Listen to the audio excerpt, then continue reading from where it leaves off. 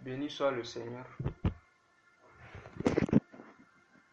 Béni soit le Seigneur qui nous donne la grâce encore une fois de pouvoir partager sa parole. Donc, aujourd'hui, nous allons parler sur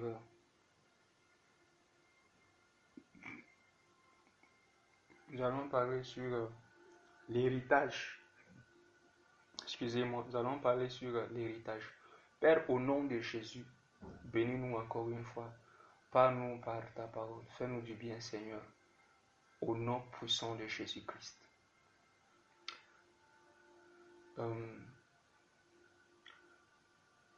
L'héritage, c'est le thème que je voudrais aborder aujourd'hui.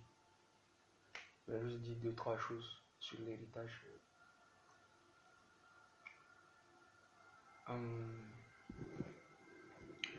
Voyons voir. Quel verset je vais commencer? Ok. 2 Corinthiens chapitre 12, le verset 14. 2 Corinthiens chapitre 12, le verset 14. 2 Corinthiens chapitre 12, le verset 14. Voici, pour la première fois, je suis prêt à aller chez vous, et je ne vous serai point à charge, car ce ne sont pas vos biens que je cherche, c'est vous-même. Ce n'est pas en effet aux enfants à amasser pour leurs parents, mais aux parents pour leurs enfants. Je relis. Ce n'est pas en effet aux enfants à amasser pour leurs parents, mais aux parents pour leurs enfants. Ce verset montre d'office qu'il y a un problème dans notre génération, particulièrement en Afrique, puisque c'est le contraire. Ce sont les enfants qui doivent amasser pour les parents, mais ce ne sont pas les parents qui amassent. Ce n'est qu'en Europe et au temps de la Bible, chez les Juifs, que vous allez voir que ce sont les parents qui amassent pour leurs enfants, qui préparent un héritage pour leurs enfants. Que lorsqu'ils iront rejoindre le Seigneur, leur Créateur, ils ont laissé quelque chose pour leurs enfants, les enfants qu'ils ont mis au monde. Et lorsque je parle d'héritage, je ne parle pas seulement d'héritage physique, d'héritage matériel, mais aussi d'héritage spirituel. Ainsi, vous verrez que, bibliquement parlant, donc de manière biblique, ce qui devrait se faire, c'est cela. C'est les parents qui doivent amasser pour leurs enfants. Et pendant que je parle aux jeunes parents, pour qui ce n'est pas trop tard. Je parle à nous les jeunes, pour que nous soyons un autre type de parents. Nous bénissons Dieu pour les parents que Dieu nous a donnés. Nous bénissons Dieu pour tout ce qu'ils ont fait. Que le Seigneur les bénisse pour cela. Cela n'exclut en aucun cas la responsabilité que l'enfant a auprès des parents. Parce que après héritage, je vais aussi parler sur honorer ses parents. Honorer ses parents, c'est une responsabilité que Dieu nous a confiée. Quel que soit combien tes parents sont riches, ils sont aisés, nous devons les honorer. Et nous les honorons aussi avec nos biens et tout. Lorsque je vais parler sur honorer nos parents, j'en parlerai davantage. Donc j'aimerais parler sur l'héritage. Bibliquement, c'est les pères qui doivent amasser pour leurs enfants. L'héritage, c'est quoi? C'est une chose que les parents lèguent, les parents laissent, un patrimoine que les parents laissent pour les enfants, pour qu'ils puissent en jouir même après qu'ils ne soient plus là. Même après qu'ils ne soient plus là. En réalité, la vie serait beaucoup plus facile. Beaucoup d'entre nous, la raison certaine, nous n'aurions pas vécu certaines choses si nos parents avaient connu ceci, si nos parents savaient ceci, si nos parents avaient fait les choses telles que Dieu l'avait voulu. Nous n'aurions pas vécu certaines choses. Et nous aurions aussi vécu certaines choses également. Mais par la grâce de Dieu, par cet enseignement, je voudrais que nous soyons un autre type de parents. Le genre de parents qui amassent pour leurs enfants. Le genre de parents qui préparent la voie, qui fait en sorte que la vie soit facile pour leurs enfants, même quand ils ne sont plus là. Au nom de Jésus. Donc, nous allons aller pas à pas. Allons d'abord dans le livre de Luc. Dans le livre de Luc, nous allons dans Luc chapitre 1. J'aimerais placer quelque chose d'abord. Ici, je vais m'adresser aux parents et à vous les jeunes qui êtes déjà mariés, qui ont des enfants, qui ne sont pas encore grands ou qui ne sont pas encore mariés mais qui demain auront des enfants. Nous allons lire cette histoire de Luc chapitre 1 d'un couple dans la Bible qui a eu un enfant. La Bible dit, Luc 1, le verset 5. Du temps d'Hérode, roi de Judée, il y avait un sacrificateur nommé Zacharie, de la classe d'Abia. Sa femme était d'entre les fils d'Aaron et s'appelait Élisabeth. Tous deux étaient justes devant Dieu, observant d'une manière irréprochable tous les commandements et toutes les ordonnances du Seigneur. Tous deux étaient justes devant Dieu, observant d'une manière irréprochable tous les commandements et toutes les ordonnances du Seigneur. Ils n'avaient point d'enfants, parce qu'Élisabeth était stérile et ils étaient l'un et l'autre avancés en âge. Or, pendant qu'il s'acquittait de ses fonctions devant Dieu selon la tour de sa classe, il fut appelé par le sort d'après la règle du sacerdoce. Ok, bon, je vais sauter. Donc, par après, Zacharie va aller dans le temple et là, un ange va lui apparaître et l'ange lui dira, mais l'ange lui dit, ne crains point Zacharie, car ta prière a été exaucée.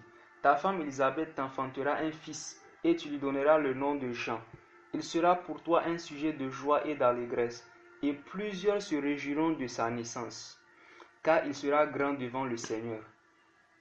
Il ne boira ni vin, ni liqueur enivrante. Il sera rempli de l'Esprit Saint dès le sein de sa mère. Il ramènera plusieurs des filles d'Israël au Seigneur leur Dieu. Il marchera devant Dieu avec l'esprit et la puissance de lui, pour ramener les cœurs des pères vers les enfants et les rebelles à la sagesse des justes, afin de préparer au Seigneur un peuple bien disposé. Zacharie dit à l'ange, à quoi reconnaîtrai cela, car je suis vieux et ma femme est avancée en âge. L'ange lui répondit, je suis Gabriel.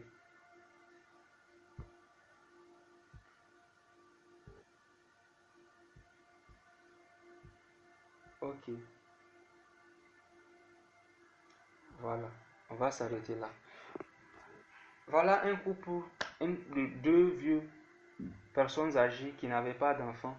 Et dans leur vieillesse, Dieu leur accorde un enfant. Et la Bible dit qu'ils les deux observaient la loi de Dieu d'une manière irréprochable. Et malgré qu'ils n'avaient pas eu d'enfants, malgré que c'était difficile, ils continuaient à servir Dieu. Continuaient à servir Dieu, à servir Dieu. Et un jour, pendant qu'il était en train de servir Dieu, pendant qu'il était en train de servir Dieu, Dieu envoie un ange. Dieu envoie, Seigneur. Dieu envoie un ange et l'ange vient lui dire, vous aurez un fils. Ta prière a été exaucée. La prière que vous faisiez depuis longtemps, cette prière a été exaucée. Et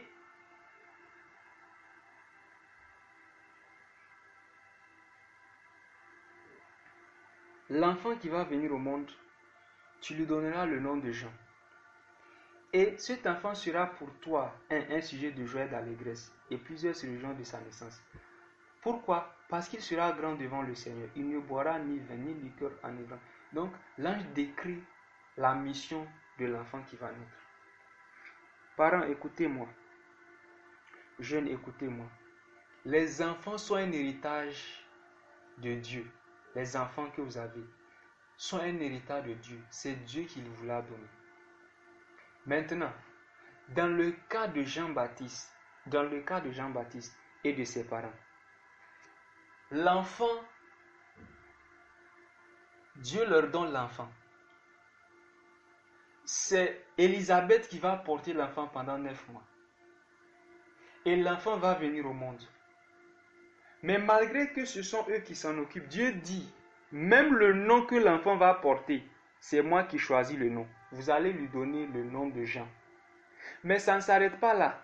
Ce que cet enfant va devenir, j'ai déjà prévu. Normalement, étant un sacrificateur,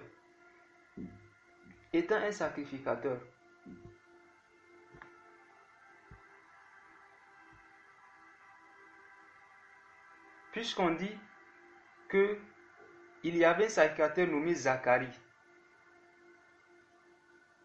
Donc, d'après la règle du sacerdoce, étant un sacrificateur, son fils devait aussi normalement être un sacrificateur comme lui. Mais Dieu dit non. Le nom qu'il doit porter, c'est Jean. Ensuite, voici sa mission. Ensuite, troisièmement, cet enfant sera un prophète, pas un sacrificateur. Pas un sacrificateur. Écoutez-moi, c'est Dieu qui vous donne l'enfant. C'est Dieu qui vous donne ses enfants. Mais ce que l'enfant devient, c'est Dieu qui décide. C'est Dieu qui décide ce que deviendra cet enfant demain. Même le nom que cet enfant va porter, Dieu ne leur a pas laissé ce choix. Il dit, l'enfant va s'appeler comme ça. Mais c'est notre enfant. C'est moi qui l'ai porté, dira Élisabeth. Mais voici ce qu'il va devenir. J'ai un plan pour cet enfant. Il ne faut pas vous opposer à mon plan pour cet enfant, pour la vie de cet enfant. Parents, nous ne devons pas imposer quoi que ce soit à nos enfants. Laissons chaque enfant suivre le plan que Dieu a tracé pour lui. Ne soyons pas de ceux qui choisissent, qui disent, oh, mon enfant doit faire ci, mon enfant doit étudier ça, mon enfant doit... Chaque enfant a son plan que Dieu a prévu et il doit le suivre. Et ça, c'est la première chose que j'aimerais dire. Pour chaque parent, nous devons connaître cela. Ensuite, les enfants sont un héritage de Dieu. Et nous devons laisser les enfants suivre la voie que Dieu a tracée pour eux. Voyez, lorsque Jean-Baptiste va grandir, il va aller dans le désert. Ses parents sont déjà vieux. Au lieu de s'occuper d'eux, je sais que Jean-Baptiste s'occupe d'eux, mais pas personnellement. Il est dans le désert ailleurs en train de faire l'œuvre du Seigneur. Par moment, le plan de Dieu peut être tel que vous n'aimez pas cela. Dieu veut amener l'enfant ailleurs. Toi, tu veux que le cas celui que les gens n'aiment pas beaucoup, c'est celui de servir Dieu. Parce que quand on dit servir Dieu, on voit que l'enfant va souffrir, l'enfant va...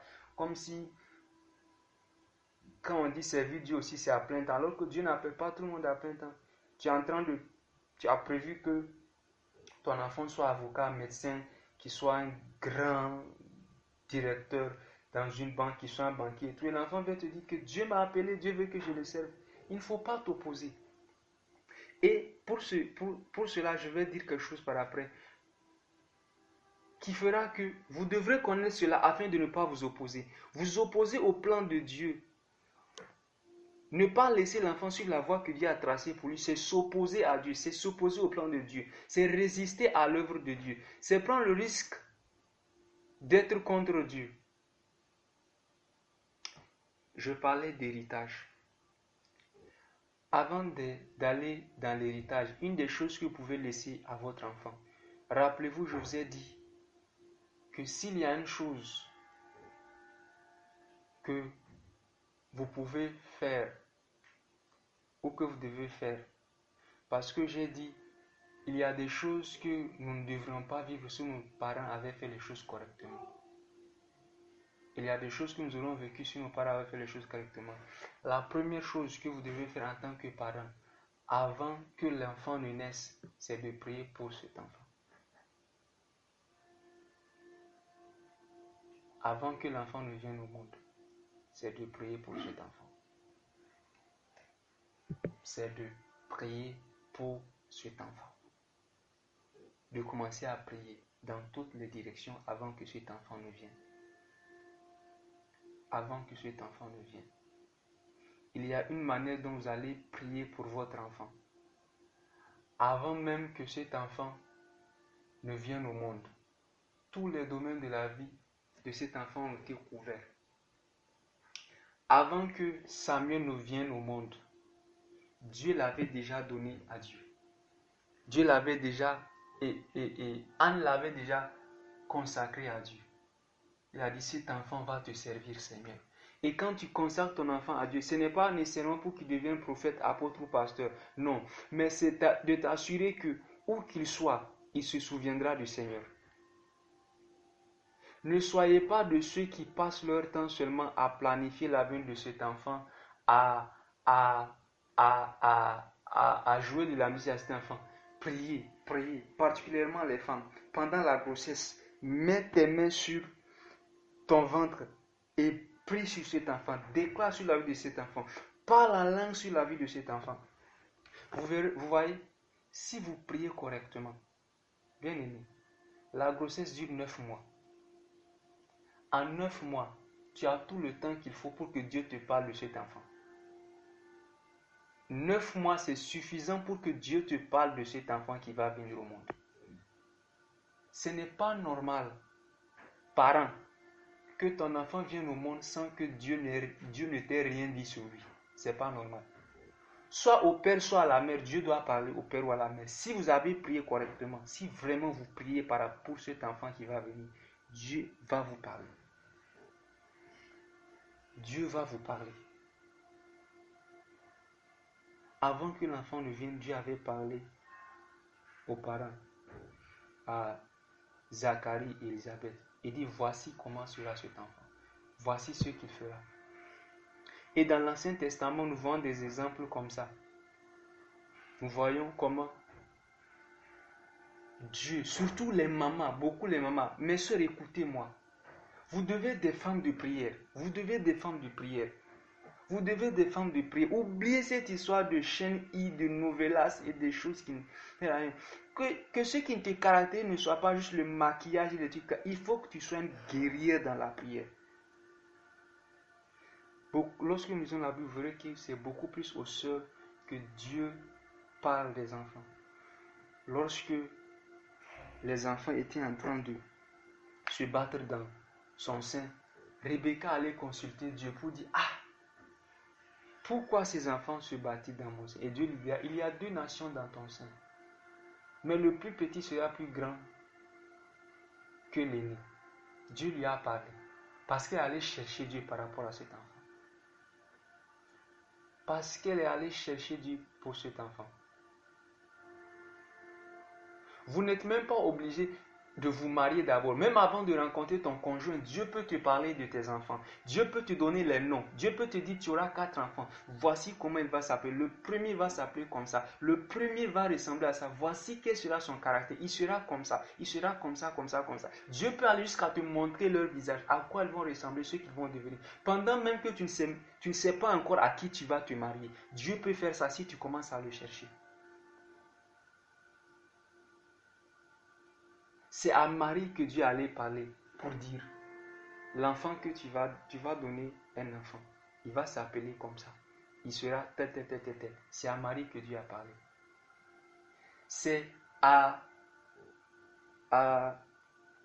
comment on appelle ça? C'est à la maman de Samson que Dieu a envoyé un ange pour lui parler. C'est à elle que Dieu a envoyé un ange pour lui dire, l'enfant que tu vas mettre au monde sera un juge. Il sera un Nazaréen. Il ne doit pas se couper les cheveux. Il ne doit pas prendre de vin. Il ne doit pas... Ils ont donné des instructions claires et sur ce que l'enfant sera. C'est à la mère qu'on a parlé. C'est à la mère qu'on a parlé. C'est beaucoup plus aux mamans. Donc, sœurs, réveillez-vous. C'est la raison pour laquelle, lorsque vous savez déjà ce que Dieu vous a dit au sujet de cet enfant, quand cet enfant va commencer à devenir ce que Dieu est en train de dire. Vous n'allez pas le laisser. Au contraire, le fait de savoir déjà quel est le plan de Dieu pour cet enfant, vous allez pouvoir l'accompagner, vous allez pouvoir le guider, vous allez pouvoir aller avec lui. Dieu a dit à Abraham, c'est en Isaac que sera nommé pour toi une postérité.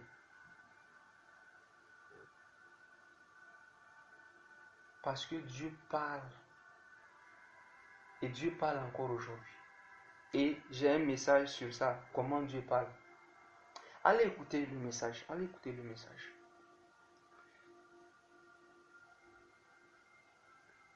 Avant que l'enfant ne vienne au monde, priez pour cet enfant. Les deux parents, tenez-vous les mains, priez pour cet enfant.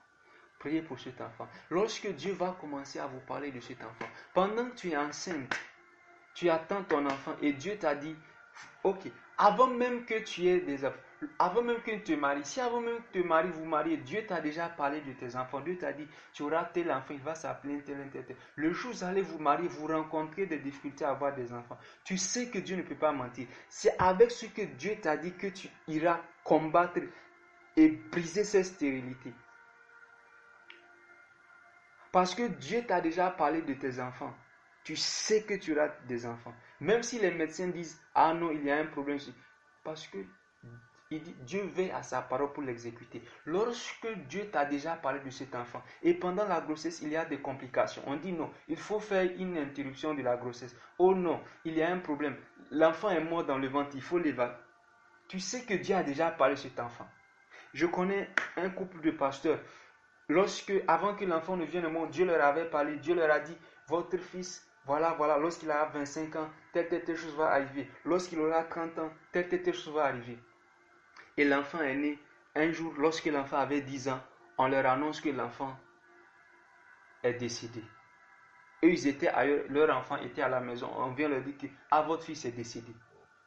Et ils se mettent en route. Sur la route, ils étaient paniqués. Les émotions étaient mélangées. Ils ne savaient pas quoi penser. Et la femme était en train de pleurer. Et soudainement, l'homme se rappelle. Dieu avait dit, quand il aura 25 ans, il va faire ci, il va faire ça. Quand il aura 30 ans, il va faire ci, ça. Il a commencé à rire. Sa femme ne comprenait pas. Elle dit, mais qu'est-ce qui t'arrive? Tu es fou ou quoi? On vient d'annoncer la mort de notre enfant, de notre fils, et toi, tu es en train de rire. Il dit, rappelle-toi, Dieu avait dit, quand cet enfant aura 25 ans, telle chose arrivera. Quand il aura 30 ans, telle chose arrivera. Notre fils n'a que 10 ans. Il n'a pas eu 25 ans encore. Dieu ne peut pas mentir. Et vous savez quoi? Avant qu'il n'arrive à la maison, l'enfant était ressuscité. Et même si l'enfant n'était pas ressuscité, ils ont le droit de prendre cette parole et de mettre Dieu devant sa part pour dire, Seigneur, à moins que tu sois un menteur, cet enfant va revenir. Parce qu'il n'a pas encore eu 25 ans, ni 30 ans. Ce que tu as dit va s'accomplir. Priez pour cet enfant avant qu'il ne vienne au monde. Priez dans tous les sens. N'attendez pas lorsque l'enfant sera en classe d'examen pour commencer à prier. Vous voyez, on fait tout ça, les affaires de jeûne en jeûne, on donne les sujets de prière. Avant même que l'enfant ne vienne, vous pouvez couvrir tous ces domaines. Vous pouvez prier déjà, la question d'examen est déjà réglée. Avant même que l'enfant vienne au monde, vous avez déjà sécurisé son succès pour le bac. Avant que l'enfant vienne au monde, vous avez déjà prié pour lui par rapport au mariage. Vous avez déjà prié. Ce n'est pas quand l'enfant aura 20 ans, 21 ans, on commence à prier. Seigneur, donne-nous. Avant que l'enfant vienne au monde, vous avez déjà prié pour. Votre prière allait déjà à couvert tous ces domaines-là. Vous avez déjà prié pour ça. Et Dieu vous a déjà parlé. Le moment venu, les choses vont juste se passer telles qu'elles devraient. Parce que vous avez investi dans la prière. C'est pourquoi un homme de Dieu a dit, je suis d'accord, il dit, quand tu n'es pas prêt à œuvrer, si tu n'es pas prêt à prier, à œuvrer dans la prière, ce n'est pas la peine d'avoir des enfants. Au-delà de les nourrir, d'en prendre soin, il faut prier pour eux. Il faut prier pour eux. Vous ne pourrez pas être avec eux partout. Vous ne pourrez pas tous les interdire. Des fois, ils vous mentiront, ils iront quelque part. Mais vos prières vont les garder. Vos prières vont les garder. Si Samuel est devenu le prophète qu'il est devenu, c'est à cause de Anne, sa maman. C'est parce que Anne priait pour lui. Pas seulement parce que Anne l'a consacré à Dieu. mais parce que Anne priait pour lui. S'il est devenu ce qu'il est devenu, c'est grâce aux prières de sa mère. Il y en a qui vivent aujourd'hui, qui sont encore en vie, à cause des prières de leur mère, de leurs parents.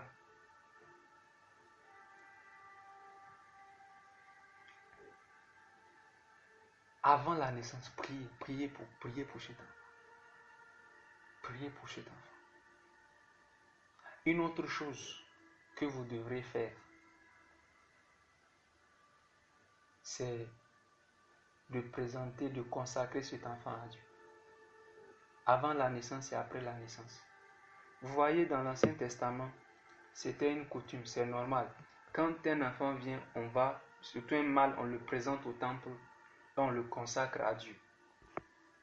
Aujourd'hui, nous le faisons même dans nos églises, on appelle ça présentation, baptême et tout. Mais il y a un aspect que nous avons perdu. Nous avons perdu la signification spirituelle derrière cela. Aujourd'hui, c'est devenu plus une fête. Plus une fête. On fait une fête, on donne à manger, on donne à boire. Tout ça, c'est bien. Mais en réalité, il y a une signification spirituelle plus profonde derrière. Ce n'est pas simplement on présente l'enfant, on lui dit il s'appelle un tel.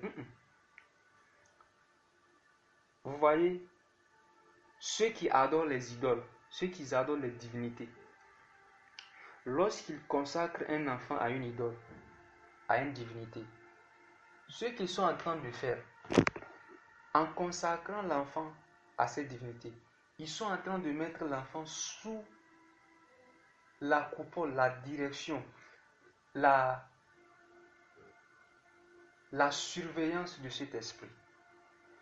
Que l'enfant soit conscient qu'il a été consacré à une idole, à une divinité ou pas, à partir de ce moment, l'enfant est sous la garde de cet esprit.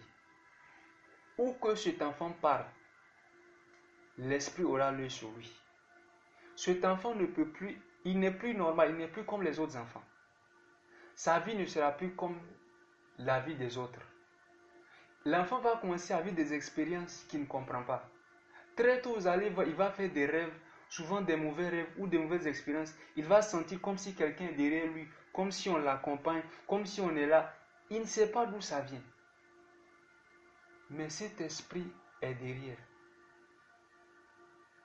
Et c'est la raison pour laquelle vous allez voir ce genre d'enfants, même après être devenus chrétiens, même quand ils sont devenus pasteurs, quand ces personnes-là ne sont pas réellement convertis, n'ont pas pris la peine de prier sérieusement, de briser tout lien de famille et ne sont pas sérieuses avec Dieu, vous allez voir que ces personnes vont retourner à cette idole, cette divinité. C'est pourquoi vous allez voir un pasteur va se lever et devenir féticheur. Vous n'avez jamais vu ça. Il servait Dieu, mais un jour il va se lever pour devenir féticheur. C'est la même chose. Quand vous amenez Dieu, le jour de la présentation, ce n'est pas juste on mange. En amenant cet enfant, il dit Seigneur, je te présente cet enfant. Seigneur, je te le donne. Ce n'est pas le mien. Nous te donnons ce que tu nous as donné. L'enfant est entré dans le monde parce que tu as voulu qu'il soit là. Seigneur, nous voulons te consacrer, te dédier cet enfant. Il est à toi. En faisant cela, tu es en train de dire Seigneur, je te confie cet enfant. À partir de cet enfant, à partir de ce moment, cet enfant est sous la responsabilité de Dieu. Tu t'assures que quoi qu'il arrive, même s'il part dans le monde, il va tourner. Par finir, il reviendra auprès du Seigneur. Il reviendra. Il reviendra. Il y a une signification spirituelle derrière.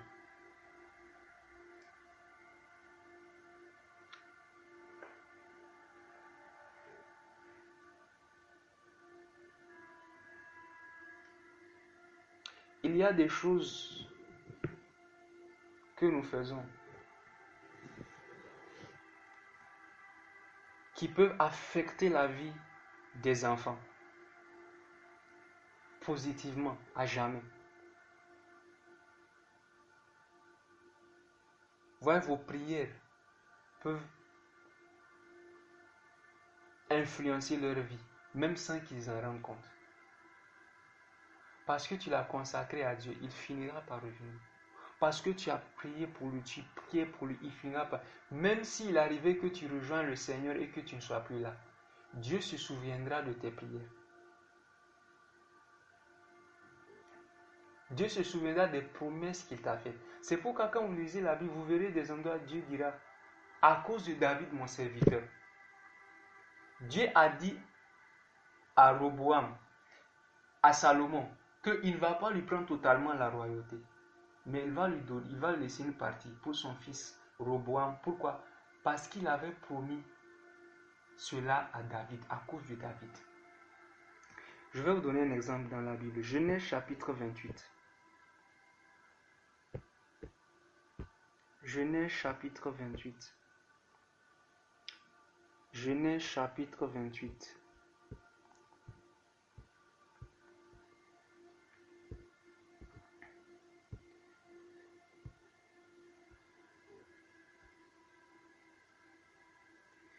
Il dit, voici, je suis avec toi. Non, lisons ceci. On dit, il arriva dans un lieu où il passa la nuit, car le soleil était couché. Il prit une pierre dont il fit son chevet et il se coucha dans ce lieu-là. Il eut un songe, et voici une échelle était appuyée sur la terre, et son sommet touchait au ciel. Et voici les anges de Dieu montaient et descendaient par cette échelle. Et voici l'Éternel se tenait au-dessus d'elle. Et il dit, je suis l'Éternel, le Dieu d'Abraham, ton père, le Dieu d'Isaac. La terre sur laquelle tu es couché, je la donnerai à toi et à ta postérité. Ta postérité sera comme la poussière de la terre. Tu t'étendras à l'Occident et à l'Orient, au septentrion et au Midi, et toutes les familles de la terre seront bénies en toi et en ta postérité. Voici, je suis avec toi. Voici, je suis avec toi. Je te garderai partout où tu iras et je te ramènerai dans ce pays, car je ne t'abandonnerai point, que je n'ai exécuté ce que je t'ai dit. Jacob s'éveilla de son sommeil et dit, certainement l'Éternel est en ce lieu et moi je ne le savais pas. Il eut peur et dit, que ce lieu est redoutable. C'est ici la maison de Dieu, c'est ici la porte des cieux. Et Jacob se leva de bon matin, il prit la pierre dont il avait à son chevet, il l'adressa pour monument et il versa de l'huile sur son sommet. Il donna à celui le nom de Bethel, mais la ville s'appelait auparavant Luz. Bethel, c'est là où Dieu rencontre Jacob et parle avec lui. C'est là où la vie de Jacob prend une autre tournure. Mais ici, vous allez vous rendre compte que Jacob est seul. Ses parents ne sont pas là. Il n'y a personne, il est seul. Mais vous allez penser que c'est par hasard que Jacob est venu là. Non. C'est au même endroit que son grand-père Abraham avait bâti un autel à Dieu. Abraham avait bâti un autel à Dieu là.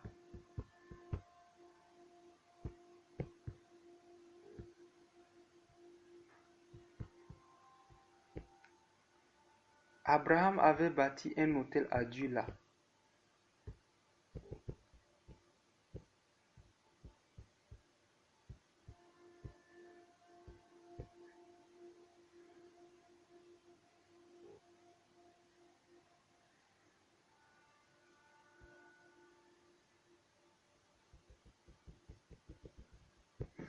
Son grand-père avait bâti un autel là. Le fait qu'Abraham se retrouve là, ce n'était pas un hasard. L'autel qu'il avait bâti, que son grand-père avait bâti là, l'alliance que Abraham, son grand-père, avait contractée avec Dieu là, avait attiré Jacob et il s'est retrouvé là. Il s'est couché là pensant que c'était un hasard. Imaginez que ce que Abraham a fait puisse influencer, affecter la vie pas seulement de son fils, mais de son petit-fils, même après son décès. Tes prières peuvent affecter, influencer la vie de tes enfants de cette même manière. De cette même manière. Je parlais d'héritage.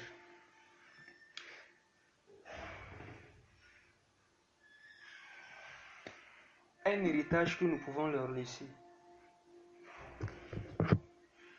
Deutéronome 11, 29.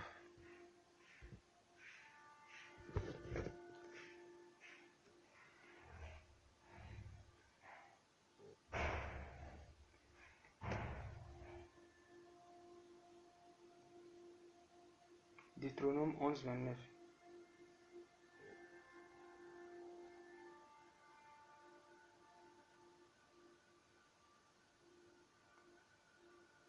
Non. Lisons plutôt Genèse 18, verset 19. Il dit, car je l'ai choisi, afin qu'il ordonne à ses fils et à sa maison après lui de garder la voie de l'Éternel en pratiquant la droiture et la justice, et qu'ainsi l'Éternel accomplisse en faveur d'Abraham les promesses qu'il lui a faites. Il dit quoi? Afin qu'il ordonne à ses fils et à sa maison après lui de garder la voie de l'Éternel. C'est-à-dire d'amener toute sa maison à garder la voie de l'Éternel. L'héritage, le premier que vous pouvez laisser à votre enfant, c'est cela, de les amener à garder la voie de l'Éternel. Deutéronome chapitre 11. Deutéronome chapitre 11, le verset 29. Chapitre 11, le verset 29. Non. Deutéronome 11,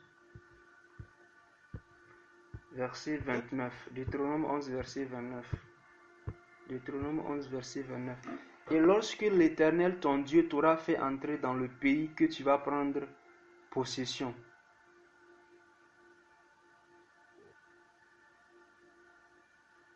Non, c'est pas ça.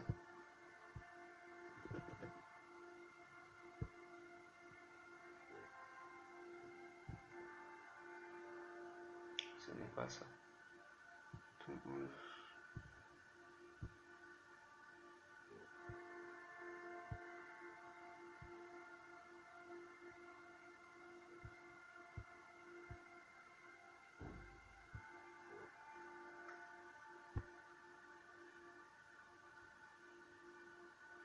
Voilà, c'est le verset 19. Deutéronome 11, 19, ça dit: vous les enseignerez à vos enfants et vous leur en parlerez quand tu seras dans ta maison, quand tu iras en voyage, quand tu te coucheras et quand tu te lèveras.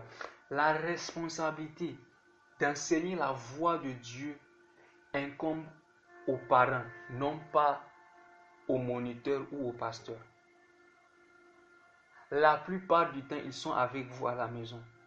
C'est aux parents d'enseigner leurs enfants la voix de l'Éternel. Il dit, vous allez les enseigner, vous les parents, vous allez les enseigner. C'est pourquoi, parents, tu dois connaître la parole de Dieu. Tu dois connaître le Dieu que tu sers. Tu ne peux pas enseigner ce que tu ne connais pas. La Bible dit dans Proverbe chapitre 22, le verset 6, instruis l'enfant selon la voie qu'il doit suivre, et quand il sera vieux, il ne va pas s'en détourner. L'héritage qu'on peut les laisser, c'est cet exemple-là, d'avoir marché avec Dieu, de l'avoir enseigné la voie de Dieu, mais de leur avoir montré ça de manière pratique, qu'ils puissent voir Dieu en vous, les parents d'abord, pas Dieu à l'église, qu'ils puissent vouloir connaître le Dieu de leur père. Je veux connaître le Dieu de mon père, je veux connaître le Dieu de ma mère. On croyait que Samuel était un homme de prière, un prophète, un homme de prière. Mais quand vous lisez l'histoire, vous vous rendez compte que ce n'est pas étonnant, il était comme sa mère. Même si sa mère, il n'a pas vécu avec sa mère, mais sa mère était une femme de prière. L'exemple. Il ne faut pas être le genre de parents qui, tout ce que vous faites, c'est laisser vos enfants vous amuser. C'est leur donner des jeux vidéo, les laisser tout casser et faire ce qu'ils veulent. Non, il doit y avoir des moments où, quand vous priez, faites venir les enfants, priez avec eux. Lorsque vous êtes en train de chercher Dieu par rapport à une situation, lorsque vous gênez dans la maison, faites connaître aux enfants que voilà, actuellement nous sommes en train de chercher Dieu, nous sommes en train de gêner par rapport à telle situation. S'ils ne sont pas assez âgés pour pouvoir gêner, privez-les de quelque chose, qu'ils restent sans manger jusqu'à midi, ou privez-les au moins de quelque chose, privez-les de jeux vidéo, privez-les de télé, mais privez-les de quelque chose, qu'ils sachent que dans cette période, assurément si nous nous privons de quelque chose, nous sommes en train de chercher Dieu. nous sommes en train de prier, de chercher Dieu. Et lorsque Dieu va répondre, faites-leur savoir, voici comment Dieu a répondu. Tu te rappelles, vous étiez en train de prier par rapport à telle chose. Eh bien, voilà comment Dieu a répondu. Lorsque vous priez, qu'il vous entende prier, qu'il vous voit prier, et même qu'il vous voit pleurer, vous êtes en train d'inculquer quelque chose à ces enfants. Vous êtes en train de leur montrer ce qu'il faut faire dans les moments difficiles. Croyez-moi, même quand vous ne serez plus là, vous serez surpris de voir que ces enfants vont chercher Dieu. Lorsqu'ils vont se retrouver dans des situations compliquées, même quand ils vont se retrouver dans le monde, ça n'ira pas. Ils vont se rappeler de comment, lorsqu'avec les parents, ils cherchaient Dieu, comment ils jeûnaient et comment Dieu a répondu. Même s'ils ne connaissent pas ce Dieu, il dira, Dieu de mon père Joseph, Dieu de mon père Matthieu. Il ira prier en ayant en mémoire le Dieu qui a exaucé son père, sa mère, le Dieu qui les a exaucés à tel moment.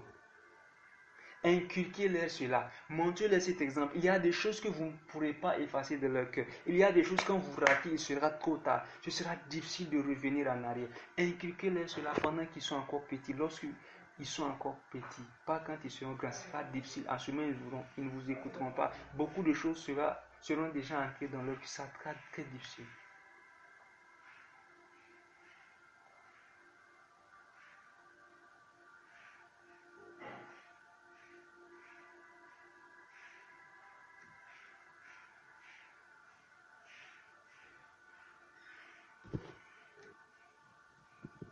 L'exemple.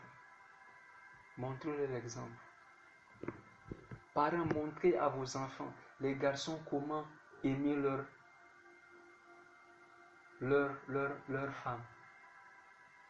Ma femme, sœur, vous devrez, par votre comportement, que vos filles puissent voir comment on traite son mari, comment on respecte son mari. Que vos enfants puissent dire, je voudrais, que vos fils puissent dire, je veux que mon mari soit comme papa.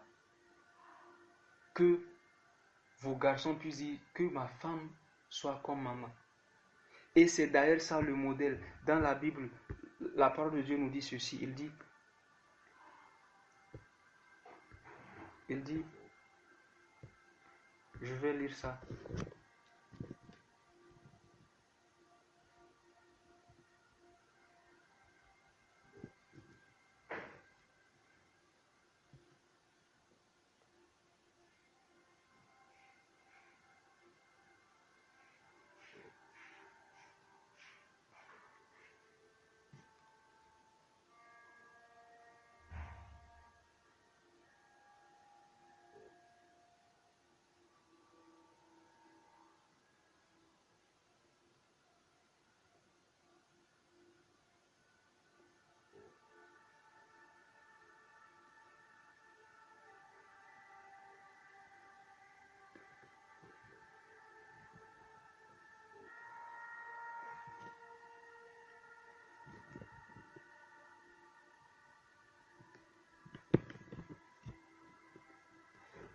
Tite chapitre 2, le verset 4, il dit,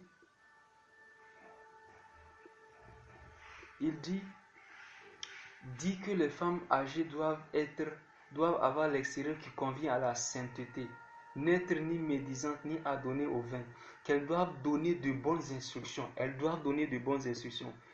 dans le but d'apprendre aux jeunes femmes à aimer leur mari et leurs enfants.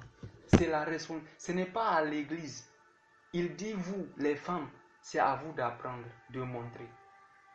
Et pour ça, vous devrez donner un bon exemple. Vous devrez être cet exemple. Vous devez vous répliquer.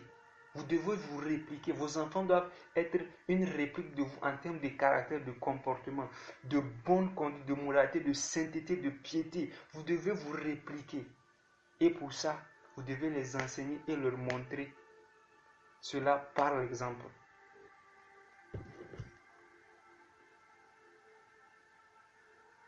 Par l'exemple.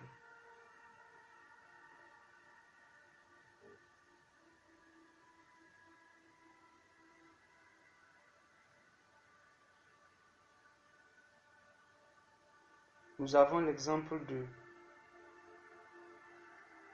de David. l'exemple de David dans l'Ancien Testament. Vous savez, David était un homme qui avait marché avec Dieu. Ses enfants ont vu David. Ses enfants ont connu son histoire. C'est pourquoi il est bon d'avoir une histoire avec Dieu. Que tu puisses un jour t'asseoir et raconter à tes enfants de dire, voici comment j'ai marché avec Dieu. J'ai connu telle situation. Voilà comment j'ai marché avec Dieu. Mais si tu n'as pas une histoire avec Dieu, que vas-tu leur raconter? Que vas-tu leur raconter? Que leur diras-tu? Maintenant, la vie que tu mènes maintenant, est-ce que c'est une vie qui vaut la peine d'être racontée? Les photos que tu postes maintenant, c'est des photos que tu voudrais que tes enfants voient demain.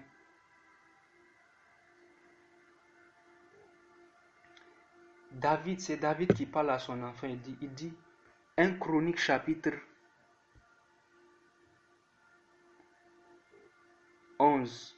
Il dit, maintenant mon fils, que l'Éternel soit avec toi. Il est en train de prier pour son enfant. Afin que tu prospères et que tu bâtisses la maison de l'Éternel ton Dieu, comme il l'a déclaré à ton égard.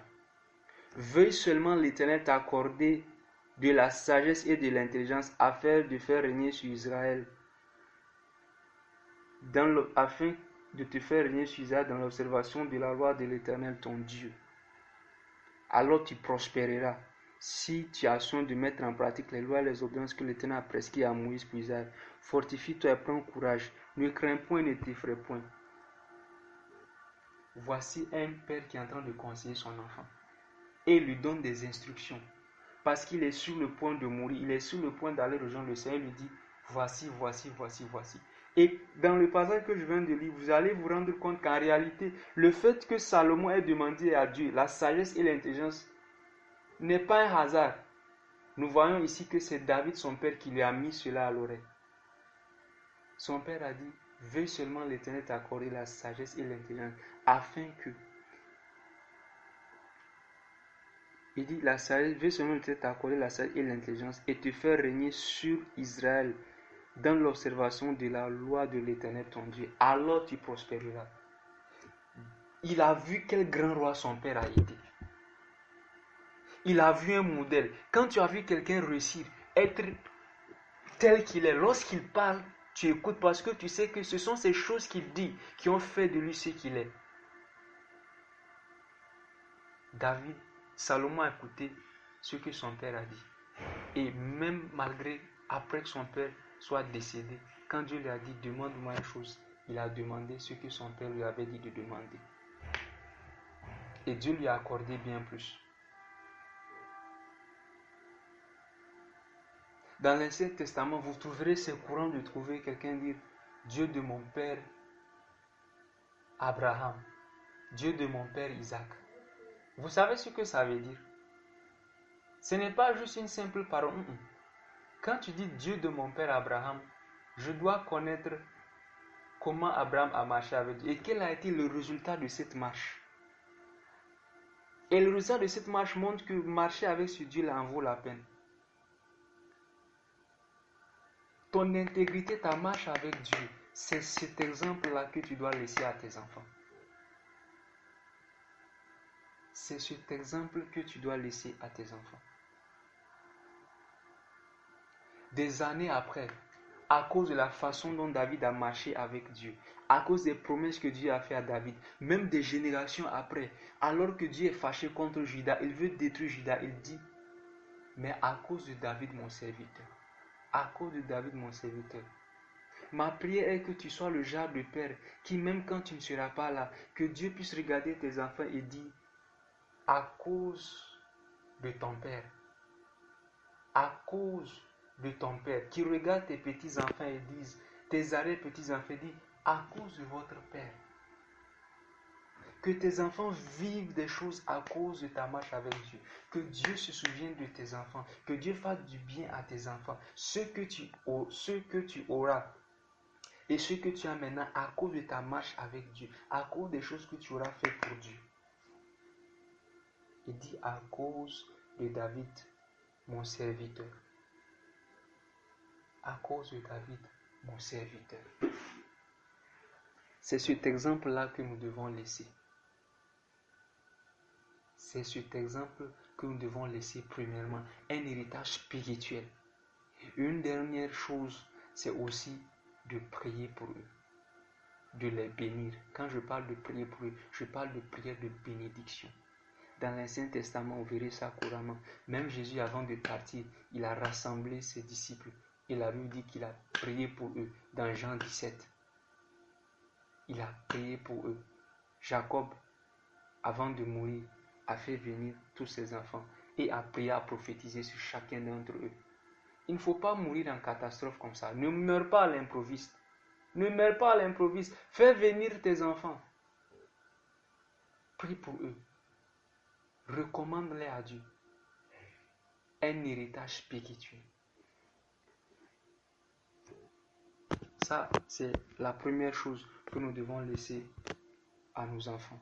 La deuxième chose que nous devrons laisser,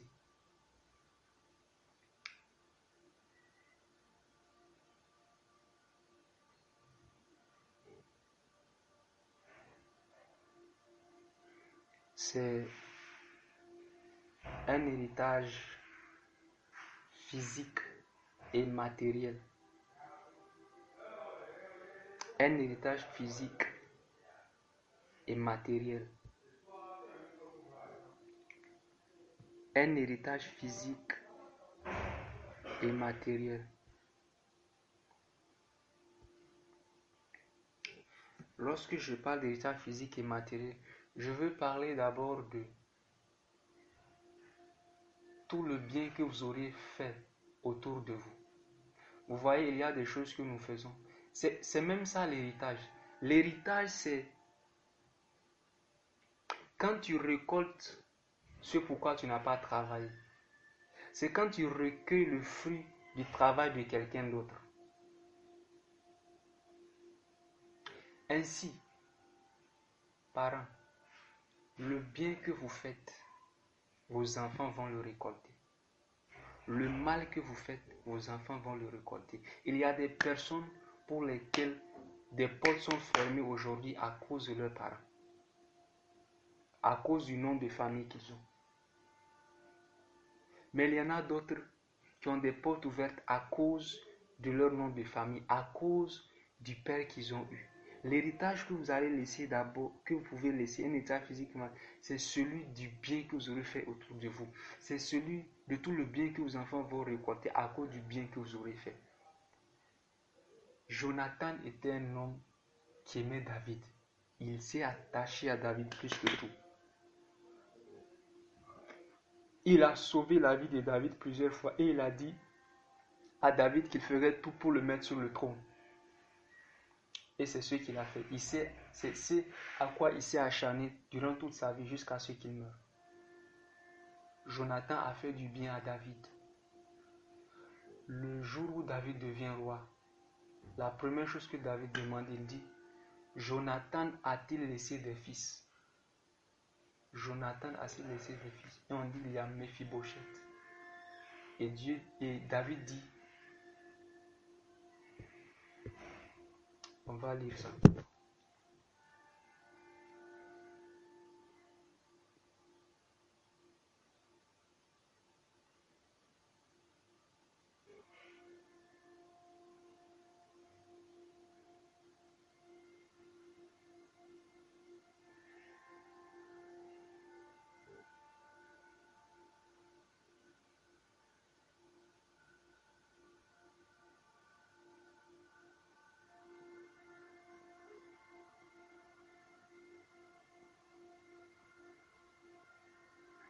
On va lire ça. Laissez-moi trouver le passage.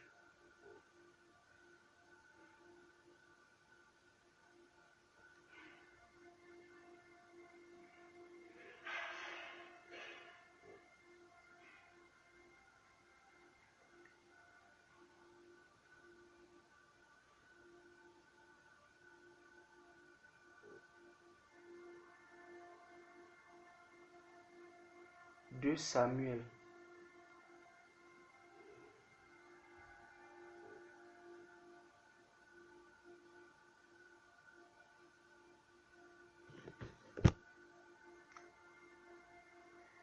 2 Samuel chapitre 9. Le premier verset, David dit, reste-t-il encore quelqu'un de la maison de Saül pour que je lui fasse du bien à cause de Jonathan? À cause de Jonathan. Et on dit, il y avait un serviteur de la maison de Saül nommé Tsiba, que l'on fit venir auprès de David.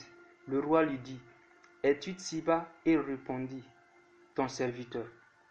Le roi dit, n'y a-t-il plus personne de la maison de Saül pour que j'use envers lui de la bonté de David? Et Tsiba répondit au roi, il y a encore un fils de Jonathan perclus des pieds. Le roi lui dit, où est-il? Et Tsiba répondit au roi, il est dans la maison de Makir, fils d'Amiel, à Lodébar.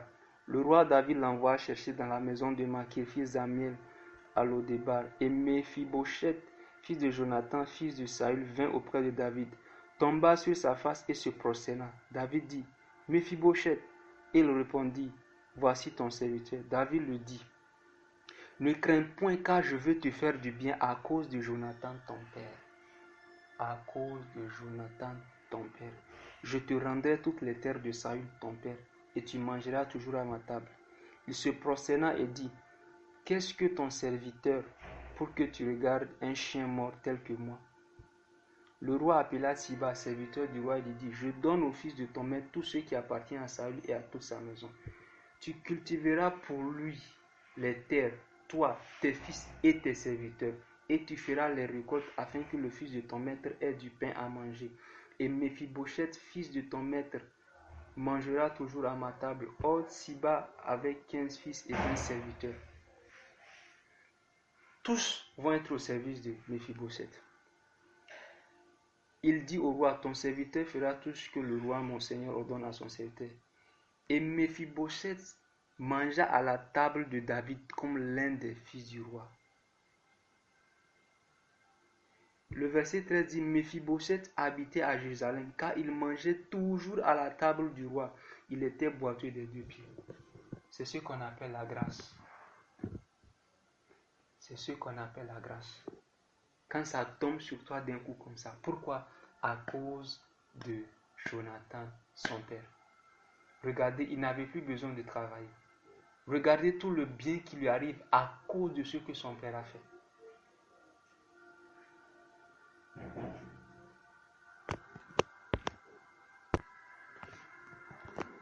Fais du bien.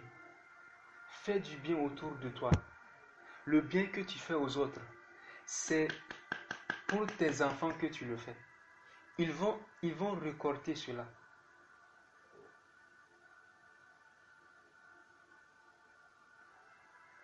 C'est l'héritage que nous devons leur laisser, l'exemple que nous devrons leur laisser, de sorte que lorsque tu ne seras plus là, qu'on parle en bien de toi auprès de tes enfants, qu'on dise tu es le fils d'un tel.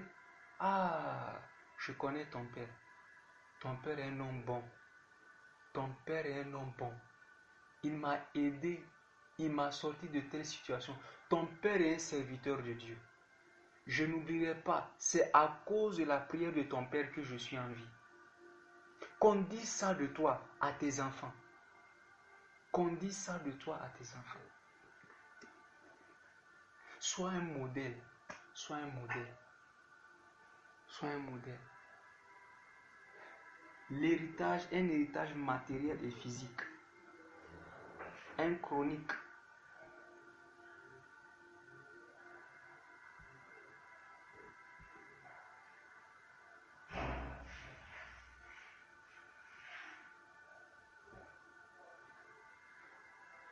Un chronique 28.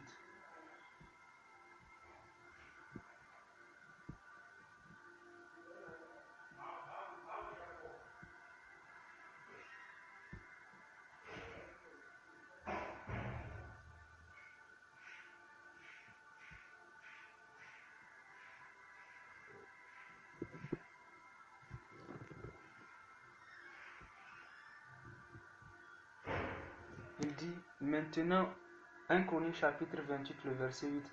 Maintenant, aux yeux de tout Israël, de l'assemblée de l'Éternel et en présence de notre Dieu qui vous entend, observez et prenez à cœur tous les commandements de l'Éternel votre Dieu, afin que vous possédiez ce bon pays et que vous le laissiez en héritage à vos fils après vous à perpétuité.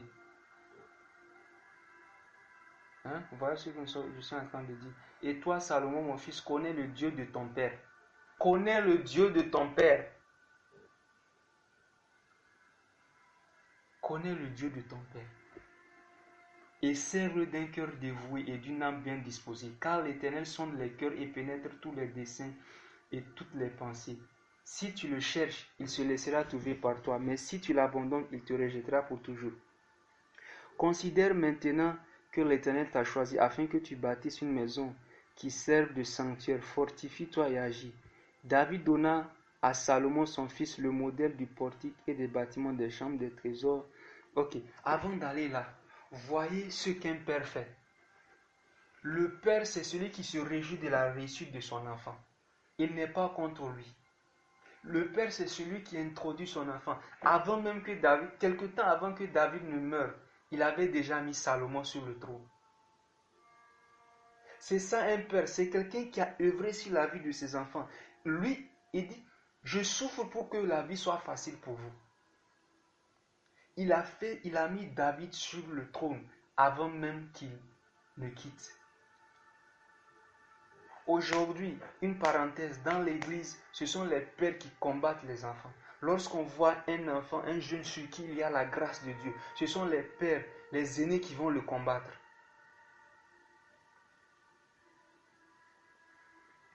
Mais le modèle biblique, c'est de voir un père qui en fait, c'est lui qui fait en sorte que son enfant brille. C'est lui qui le met au devant de la scène. C'est lui qui le met sur le trône pendant qu'il est encore là. C'est lui qui lui passe le bâton pendant qu'il est encore vivant pour que cet enfant-là prenne la relève, qu'il soit à sa place de son vivant.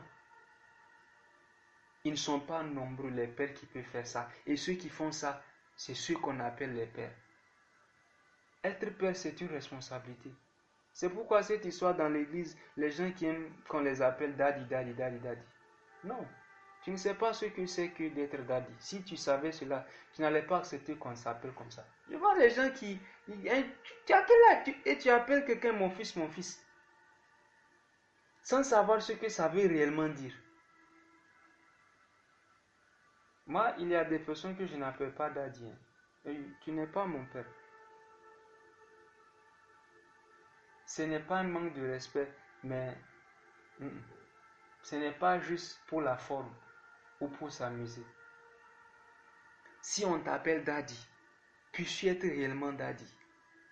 Puisses-tu être celui qui va pousser tes enfants à entrer dans le plan de Dieu pour eux. Puisses-tu être celui qui va les pousser à grandir, à devenir ce que Dieu les a appelés à être ceux qui vont briller plus que toi. Jésus a dit, vous ferez de plus grandes œuvres que moi, pendant qu'il était encore vivant. Jean-Baptiste a dit, voici, regardez, celui-là, l'agneau de Dieu, c'est lui qui ôte le péché du monde. Je ne suis pas digne de délier la couloir de...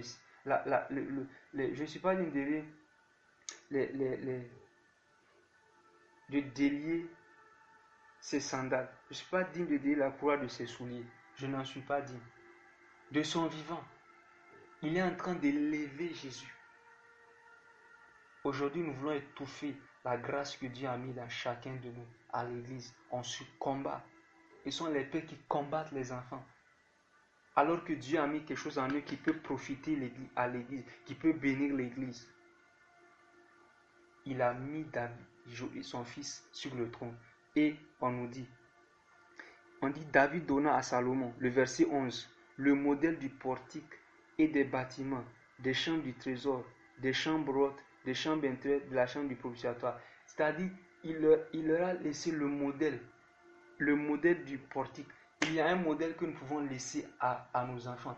Un modèle dans la façon de faire le ministère. Un modèle dans la manière de servir Dieu. Un modèle dans la manière de gérer l'argent. Un modèle dans la manière de gérer un foyer. Un modèle dans la manière de servir les autres. D'être responsable. Un modèle d'excellence. Des chambres hautes, des chambres intérieures et de la chambre du propitiatoire. Il lui donna le plan de tout ce qu'il avait dans l'esprit. Il lui donna le plan de tout ce qu'il avait dans l'esprit, touchant les parvis de la maison de l'Éternel, et toutes les chambres alentour pour les trésors, et touchant les cas d'escater. Il lui donna le modèle des ustensiles d'or avec le poids. il a donné le modèle, il a donné le poids. Il lui donna le modèle de tout, des ustensiles. On dit, c'est par un écrit de sa main, dit David, que l'Éternel m'a donné l'intelligence de tout cela, de tous les ouvrages de ce modèle. David dit à Salomon, son fils, fortifie-toi, prends courage et agis, ne crains point et ne t'effraie point, car l'Éternel Dieu, mon Dieu, sera avec toi. Il ne te délaissera point, il ne t'abandonnera point, jusqu'à ce que l'ouvrage pour le service de la maison de l'Éternel soit achevé.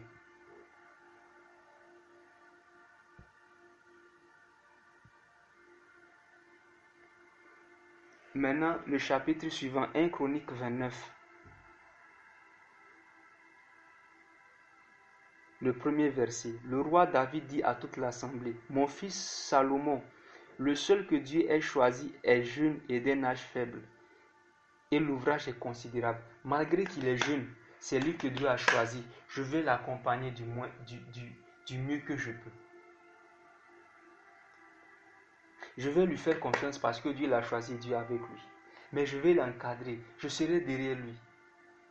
Mais on dit considérable car ce palais n'est pas pour un homme, mais il est pour l'Éternel Dieu. Maintenant, regardez. Il dit, j'ai mis toutes mes forces à préparer pour la maison de mon Dieu de l'or pour ce qui doit être d'or, de l'argent pour ce qui doit être d'argent, de l'airain pour ce qui doit être d'airain, du fer pour ce qui doit être de fer, et du bois pour ce qui doit être de bois, des pierres d'onyx et des pierres enchâssées, des pierres brillantes et de diverses couleurs, toutes sortes de pierres précieuses. De plus, dans mon attachement pour la maison de mon Dieu, je donne à la maison de mon Dieu l'or et l'argent que je possède en propre, outre tout ce que j'ai préparé pour la maison du sanctuaire. Lorsque vous allez lire, vous allez voir que David ne fait que citer les choses qu'il a préparées. Dieu lui avait dit que c'est ton fils qui va bâtir une maison pour moi. Mais David ne dit pas, ok, il n'a qu'à se débrouiller. Non. David se met maintenant à préparer tout ce dont ils auront besoin pour préparer, pour construire le temple. Pour construire le temple. De sorte que quand l'enfant vient, tout ce qu'il aura à faire, c'est exécuter le chantier. Tout ce qu'il faut, le matériel est déjà là. David a tout assemblé. Oh. Puissions-nous être des pères qui facilitent la tâche à nos enfants. Nous ne devons pas le genre de père qui, tout ce que nous laissons, c'est des combats, des luttes, de laisser à nos enfants un héritage physique et matériel. Au lieu que l'enfant recommence à zéro, au lieu que l'enfant commence à tâtonner, le père a assemblé pour lui, pour qu'il puisse aller vite. Beaucoup de personnes n'aiment pas partager ce qu'ils connaissent, même dans l'église. Il y a des vérités que des personnes ne vous diront pas. Il y a des églises où on n'enseigne pas comment Dieu parle. Parce que les personnes ont peur que si tout le monde commence à écouter Dieu là, je ne serai plus indispensable. Or, c'est une erreur. Il y a des personnes qui gardent ce qu'ils ont pour eux, les choses qu'ils ont amassées durant des années, c'est-à-dire leur marche avec Dieu. Le fait de partager ton expérience, ce que tu connais, c'est ton résultat de 30 années.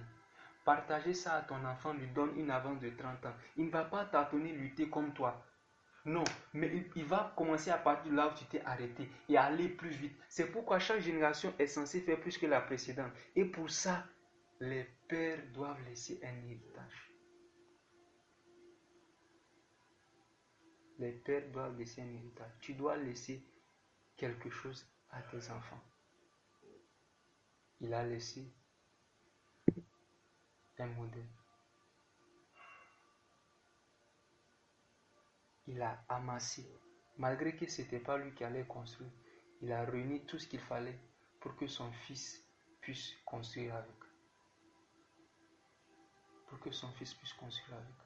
Nous devons être ce genre de père. Nous devons laisser un état physique et matériel. Dans l'Ancien Testament, vous verrez que Dieu a donné des instructions en ce qui concerne l'héritage. Il dit l'état doit aller au fils. Si le fils n'est pas là, aux oncles ou à ceci, si la personne n'a pas de fils, l'état va aller aux filles. C'est comme ça. dans l'Ancien Testament, c'est parce que la fille, forcément, elle allait aller dans une autre famille. Donc, en allant dans une autre famille, elle appartient d'office à une autre famille. C'est la raison pour laquelle c'est que, donc, elle, son héritage, c'est ce qu'elle aura avec son mari, ses enfants. Parce qu'elle allait dans une autre famille. Mais malgré ça, dans Nombre 27, les filles de Sélophsad vont aller dire nous avons droit à l'État. Donc les filles aussi avaient droit à l'État dans l'Ancien Testament. Et aujourd'hui, beaucoup plus, savons que l'héritage, c'est pour les enfants. Laissez quelque chose pour les enfants. En tant qu'enfant, en tant que jeune parent ou parent en devenir, nous devons préparer notre retraite. Il faut préparer la retraite. Ne soyons pas des parents qui ne planifient rien, de sorte que lorsque nous venons à la retraite, nous soyons à rendre les choses difficiles à nos enfants. L'enfant doit d'abord penser à ses parents avant de penser se construire. Il dit, il faut que je fasse pour mes parents d'abord. Ensuite, je dois faire pour moi-même, penser à mes mariés. Tout ça fait que ça crée des retards, ça crée des stress pour rien. Mais lorsque je prépare déjà ma retraite, mon enfant n'a pas à s'inquiéter. Au contraire, moi-même, je lui lègue des choses. Je lui laisse des maisons. Je lui laisse des véhicules. Je lui laisse des entreprises. Je lui laisse un compte en banque bien garni. C'est à ça que Dieu nous a appelés. Car c'est aux pères d'amasser pour leurs enfants. Et non pas les enfants d'amasser pour leur père. Cela dit, cela n'exclut en rien les responsabilités que nous avons en tant que fils et filles d'honorer nos parents. Et je vais parler là-dessus. Par la grâce de Dieu.